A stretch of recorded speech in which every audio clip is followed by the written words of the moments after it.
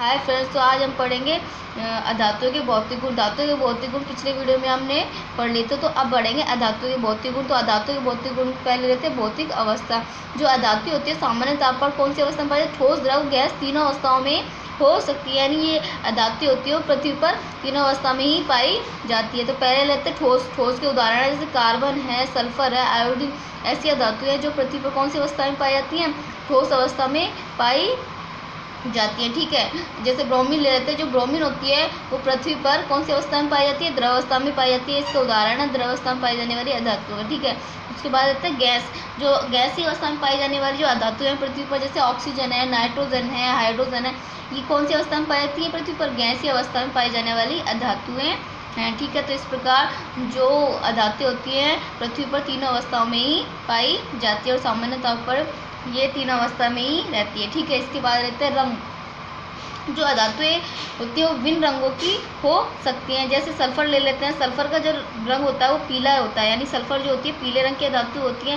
Chlorine gas ले लेते हैं। जो क्लोरीन गैस होती है वो हरी पीली रंग की होती है। ठीक है, इसके बाद लेते हैं फास्फोरस। फास्फोरस होता है जो लाल सफ़ेद रंग का होता है। ठीक है, आदि ऐसी धातुएं हैं जो विभिन्न रंगों की हो सकती हैं। ठीक है, इसके बाद लेते हैं चमक।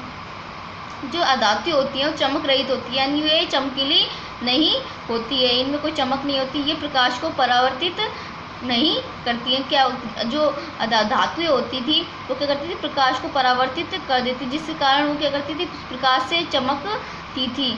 ठीक है, लेकिन जो अधातु होती है वो प्रकाश को क्या करती थी? परावर्तित नहीं करती, यानी अपने अंदर समाहित कर लेती है, यानी अवशोषित कर लेती है, जिसके कारण ये चमकती नहीं है। ठीक है, हीरा व आयोडीन इसका अपवाद है। जो हीरा और जो आयोडीन है वो क्या करता है? एक चमक वाली अधातु है। ये क्या है? अपवाद है अधातुओं के, वे चमकीले होते हैं। यानी ये दोनों है, आयोडीन और जो हीरा है क्या होता है? चमकीला होता है। ये अपवाद है धातु के, लेकिन ज़्यादातर जो धातु होती है अधातु होती है वो चमक रहित होती है। जैसे कोयला है, सल्फर, ये क्या होती है?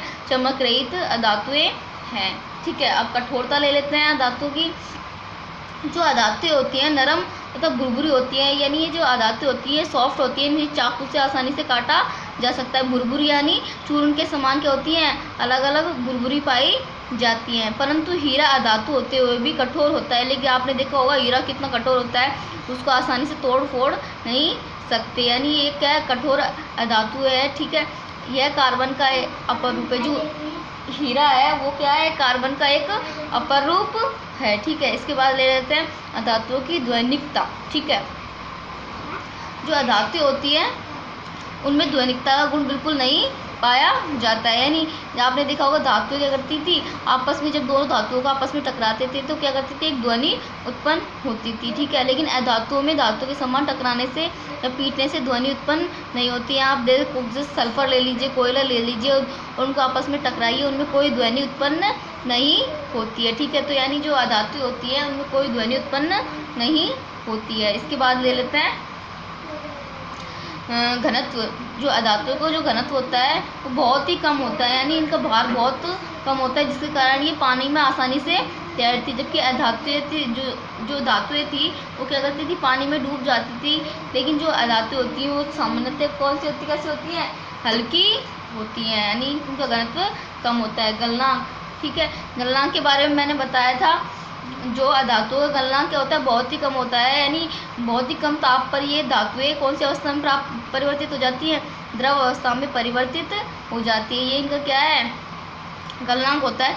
लेकिन ग्रेफाइट और हीरा है ये कार्बन क्या है? अपर रूप है। जो इसका क्या है? अपवाद है। हीरा और ग्रेफाइट क्या होता है? मतलब इनका गलनांक क्या होता है? बहुत ही अधिक होता है। ये सामान्य ताप या बहुत कम ताप पर क्या द्रवावस्था में नहीं परिवर्तित होती है। ये इनका सामान्य गुण है। ठीक है, तो अब गलनांक के बारे में बात कर लिया धातुओं के। इसके बाद ले लेते हैं धातुओं के ऊष्मीय व विद्युत चालकता। ठीक है, जो धातु होती हैं वो ऊष्मा और विद्युत की क्या होती है? कुचालक होती है। यानी इनमें जो ऊष्मा ले लेते हैं पहले, जो धातु होती है उनमें ऊष्मा का चालन आसानी से नहीं होता है, यानी बिल्कुल ही नहीं होता। ये क्या होती है? ऊष्मा की कुचालक होती हैं। ठीक है, मैंने बताया था पिछले वीडियो में जो धातु होती है वो ऊष्मा की कुचालक होती है।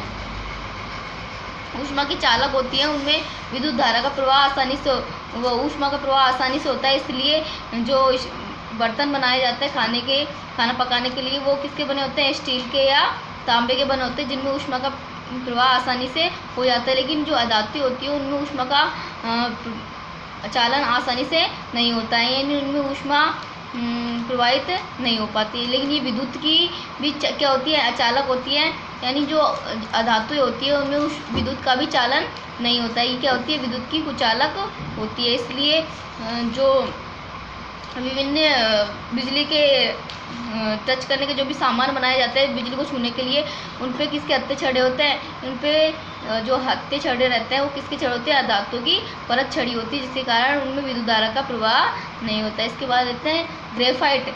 ये ग्रेफाइट होता है जो विद्युत का सुचालक है। एक ऐसी धातु है इसमें विद्युत धारा का प्रवाह होता है। ये क्या है? एक अपवाद है किसका? अधातुओं का। ठीक है, इसके बाद ले लेते हैं भंगुरता। ठीक है, अधातुओं को हथौड़े से पीटने पर चूर्ण टुकड़ों में बदल जाता है, इसे क्या कहते हैं? इसकी भंगुरता कहते हैं। यानी धातु होती है, उनको आप इस कोयला ले लीजिए, सल्फर ले लीजिए, आप उसको हथौड़े से मारेंगे, पीटेंगे तो वो किस में परिवर्तित हो जाती है? चूर्ण में परिवर्तित हो जाती है। ठीक है, तो ये क्या कहलाती है? अधातु की भंगुर प्रकृति कहलाती है। ठीक है, आज के लिए बस इतना ही। नेक्स्ट वीडियो में हम पढ़ेंगे धातुओं के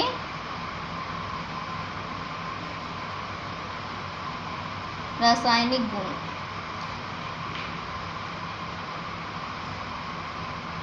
ठीक है, जो धातु और अधातुओं के हमने भौतिक गुणों के आधार पर जान लिया कि जो धातुओं में कौन से गुण पाए जाते हैं, भौतिक गुण पाए जाते हैं, और अधातुओं में कौन से भौतिक गुण पाए जाते हैं। आप पढ़ेंगे धातु और अधातुओं के रासायनिक गुण। ठीक है, आज के लिए बस इतना।